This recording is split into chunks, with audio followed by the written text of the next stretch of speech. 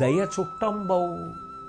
చుట్టము అని తెలుగులో అంటాం, బంధువు అని సంస్కృతంలో అంటాం. బంధువు అంటే పరమేశ్వరుడిచ్చినటువంటి ఒక గొప్ప బహుమాన రూపమైనటువంటి వ్యక్తి. పుట్టగానే మనకి కొన్ని బంధుత్వాలు ఉంటాయి. అవి అత్యంత ప్రేమతో కూడుకున్నవి.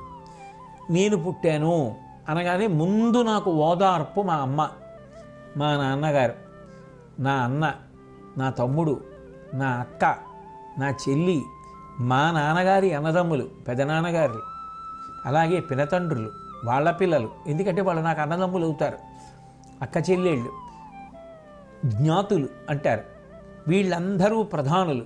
అట్లాగే తల్లివైపు మేనమామ గారు ప్రధానుడు, తల్లివైపు తండ్రి, తాతగారు, ఇవన్నీ బంధుత్వాలు. వీళ్ళు ఏం చేస్తారు అంటే వీడు బాగుండాలని కోరుకుంటారు. ఓ పెద్దనాన్నగారు ఉన్నాడు అనుకోండి, వాడు బాగుండాలని కోరుకుంటాడు పిల్లాడిని. మా తమ్ముడు కొడుకు వాడు బాగుండాలి అంటాడు. తాతగారు ఉన్నారనుకోండి, నా మనవడు బాగుండాలి అని కోరుకుంటారు. ప్రేమ సహజ లక్షణం వాళ్ళకి, సహజ లక్షణం. కాబట్టి వాడు బాగుండాలి బాగుండాలి బాగుండాలని కోరుకునే వాళ్ళని భగవంతుడు అంతమందిని మనకి పెట్టాడు. పుడుతూనే అన్ని అనుబంధాలు. ముందు పుట్టిన వాళ్ళు ఉంటే అన్నలు అక్కలు, వెనక పుడితే తమ్ముళ్ళు చెల్లెళ్ళు, ఇది కాకుండా నాన్నగారి అన్నదమ్ములు, అమ్మగారి అక్క చెల్లెళ్ళు, అమ్మగారి అన్నదమ్ములు, వీళ్ళందరూ మనని కాపాడుతూ ఉంటారు.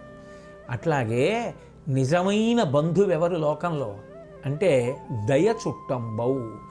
దయ అన్న మాటకు అర్థం ఏమిటంటే కరిగే లక్షణమున్నటువంటి మనసుని పొంది ఉండుట. మనసు కరగదనుకోండి, ప్రమాదకరమైనటువంటి లక్షణం. మనిషి మనసు కరిగేటటువంటి లక్షణంతో ఉండాలి. ఎవరైనా కష్టపడుతున్నారనుకోండి, అయ్యో వాళ్ళంత కష్టంలో ఉన్నారు, నేను వాళ్ళకి ఏం ఉపకారం చేయగలను, వాళ్ళకి ఆ కష్టం తప్పించడానికి నా వైపు నుంచి నేనేమైనా చేయగలనా అన్న ఆలోచన చెయ్యగలిగి ఉండాలి.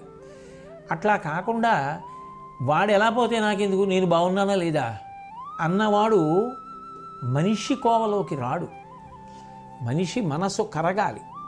ఇంకొకరు కష్టంలో ఉన్నారు, అయ్యో వాడిని మనం రక్షించాలి. బంధువు ఎలా రక్షించుకుంటాడో, ఓ తాత, ఓ మామ, ఓ పెదనాన్న, వీళ్ళు ఎలా రక్షిస్తారో తనకున్నటువంటి దయ తనకి చుట్టమై కాపాడుతుంది.